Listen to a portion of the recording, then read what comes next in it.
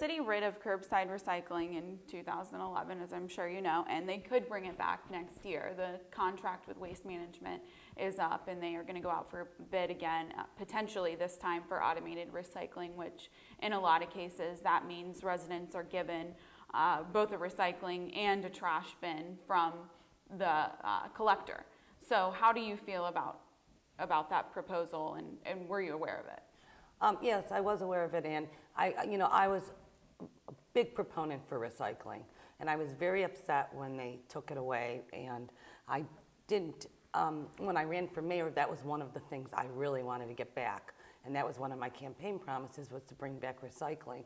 I also don't like the fact that if you go to our community center, you have to drive your recycling up there. There's bins up there. It's messy.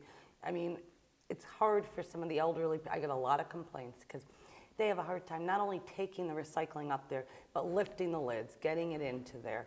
I really think it's important to get it back to curbside.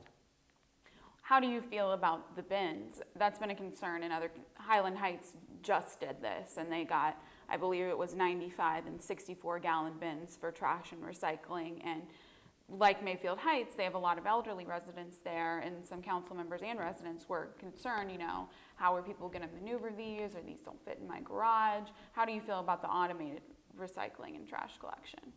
I really don't know that much about it. I started to research it a little more because people started, when they heard some of the companies approach me when I was running for mayor.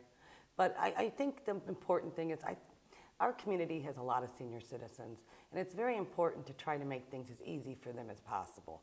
So I would go with them whichever way is going to be easiest for the senior citizens. But right now, literally having to take their trash up to the community center, that's pretty hard on a lot of people, especially in the winter. So I think whatever is going to be easier I'm going to look at the elderly and disabled and say that's the most important thing.